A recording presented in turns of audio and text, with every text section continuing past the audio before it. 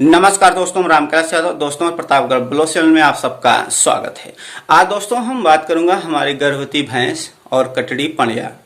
अगर गर्भवती हैं तो भी डिस्चार्ज करते हैं तो उस डिस्चार्ज के नुकसान क्या हो सकते हैं, ये डिस्चार्ज किस कारण से करते हैं।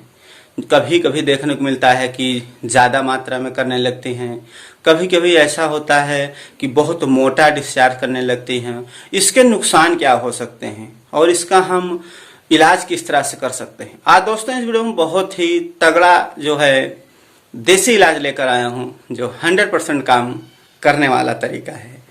तो दोस्तों वीडियो को लाइक जरूर करें, चैनल पहली बार चैनल को सब्सक्राइब करके बेल आइकन पर क्लिक करें ताकि हमारा हर वीडियो आपको मिलता रहे। आपके मन में कोई सवाल सुझाव है नीचे कमेंट जरूर करें ताकि हम आपके कमेंट के हिसाब से आप लोगों को वीडियो दे सकें। तो दोस्तों सबसे पहले क्या है, हम बात करेंगे हमारी जो भैंस है, कटड़ी है, पणिया है, वो गर्भवती हो, चाहे 2 महीना, 4 महीने, 6 महीने, 8 महीने, 9 महीने या 10 महीना लग गया है, डिस्चार्ज ज़्यादा कर रही हैं। तो सबसे पहले हम बात करूँगा कारण की। अगर हम कारण की बात करें तो इसमें कई चीज़ें शामिल होती हैं।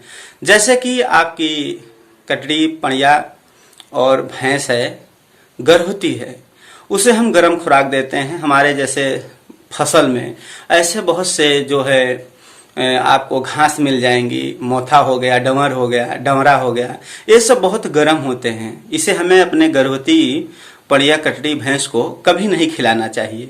अगर हम इसे खिलाते हैं तो इससे क्या है कि उनको गर्मी उनके शरीर में हो सकती है। जैसे सरसों की खल खिलाते हैं, ये भी नहीं खिलाना चाहिए।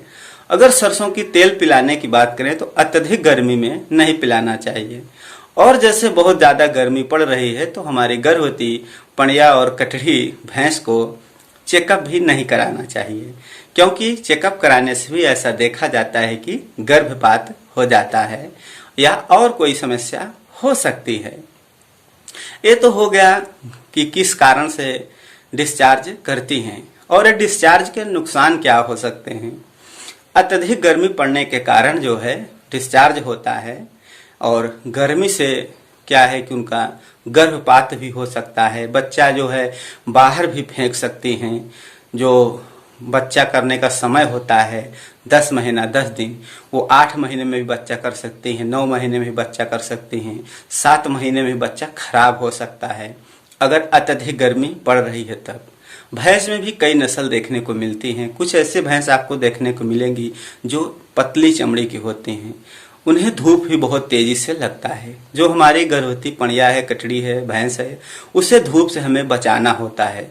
धूप अगर पड़ रही है तो उसे धूप में नहीं बांधना है, क्योंकि पतली चाम की जो यानी पतली चमड़ी की जो भैंस, कटड़ी, पणिया होती हैं, गर्भवती हैं, उन्हें जो है धूप बहुत तेजी से लगता है। और जो ज़्यादातर नुकसानदायक है गर्मी।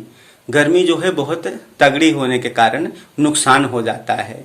और गर्म खुराक हो गया जैसे डमरा, ये सब बिल्कुल नहीं खिलाना है। जो भी है मीडियम में खिलाएं। दाना अगर खिलाना ही है गर्भवती को तो आप जो है ठंडा जो होता है, अत्यधिक गर्म ना खुराक हो, वही खिलाएं। अब दोस्तों बात आती है, ये तो नुकसान के बारे में हो गया कि बच्चे फेंक सकती है, समय से पहले बच्चा कर सकती है, बच्चा खराब हो सकता है, गर्भपात हो सकता है। तो इसका हम रोकथाम किस तरह से कर सकते हैं। तो सिर्फ आपको एक खुराक देना है, इसमें आपको बार बार नहीं देना है। वो क्या देना है वो भी हम आपको बता रहे हैं। सबसे पहले आपको चाहिए कि दोस्तों आप जानते होंगे जिसे अलसी कहते हैं। अलसी जो है बहुत तासीर की ठंडी मानी जाती है, ठंडी होती है। तो आपको 250 ग्राम अलसी लेना है और 250 ग्राम जौ लेना है। और इसमें आपको जो केला का होता है, केला की मात्रा, तो केला की मात्रा लगभग आपको 1.5 लीटर लेना है। उस 1.5 लीटर में जो है अपने जो आपकी कटड़ी है, पणिया है, उसको देना है। किस तरह से देना है ये भी ज़रूरी है समझना। जैसे आपकी कटड़ी, पणिया, भैंस मोटी हैं, बड़ी हैं, भारी हैं, उसके हिसाब से जो है आप मात्रा कम ज़्यादा कर सकते हैं। ये अत्यधिक गर्मी पड़ने के कारण ये समस्या देखने को मिलती है कि बार बार जो है डिस्चार्ज बार बार मोटा अगर डिस्चार्ज ज़्यादा कर रही हैं तो उससे भी एक दिक्कत हो सकती है कि बच्चा गिर जाएगा। हमारी जैसे भारी जो है भैंस है उससे लगभग आपको 1.5 लीटर तक के आप जो है उनको दे सकते हैं केला का पानी। केला का जो झाड़ होता है, पेड़ होता है, उसको काट लेना है। काटने के बाद उसको आपको पेराई करा देना है। जिस तरह जैसे जूस निकाला जाता है वह मशीन पर या आपके पास कोई सुविधा है उसके हिसाब से आप लगभग 1.5 लीटर पानी होना चाहिए।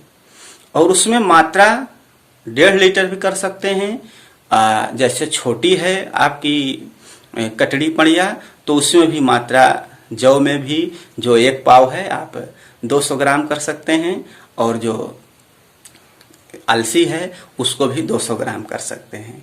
तो इसमें बड़ी छोटी के हिसाब से मात्रा आपको तय कर लेना है।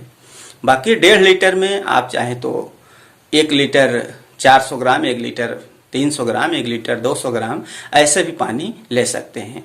केला की तासीर बहुत ठंड होती है और अलसी की तासीर बहुत ठंडे भी होती है, और जौ का तासीर ये भी बहुत ठंड होता है।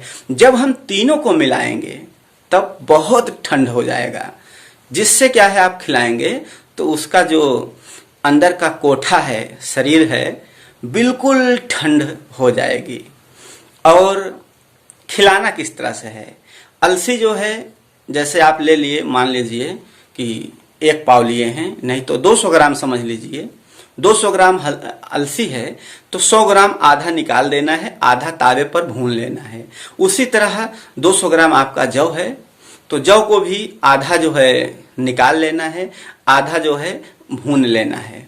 भूनने के बाद उसे कहते हैं आधा कच्ची आधा पक्की, यानी जौ आधा कच्चा होना चाहिए आधा पक्का होना चाहिए। तो दोनों को सिल पर पीस लेना है, बारीक बना लेना है।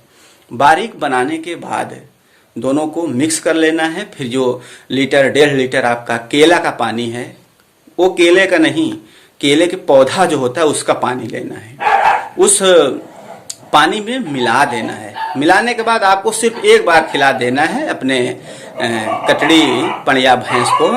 फिर क्या है, बहुत ठंड हो जाएगी। ठंड के बाद वो फिर डिस्चार्ज नहीं करेगी। दोस्तों, हमें उम्मीद है कि आप लोग समझ में आ गए होगा। अगर आप गाय के बारे में भी जानकारी लेना चाहते हैं तो इस वीडियो के लास्ट में आपको गाय के बारे में भी जानकारी मिल जाएगी, जिसमें क्या है कि गाय के बारे में बताया गया है कि अगर गाय डिस्चार्ज कर रही है, बार बार डिस्चार्ज कर रही है, गर्भवती है, तो उसके लिए भी आप वो दवा दे सकते हैं। उसकी मात्रा बताया गया है। हमें उम्मीद है कि आप लोग समझ में आ गया होगा। थैंक दोस्तों, वीडियो वॉच करने।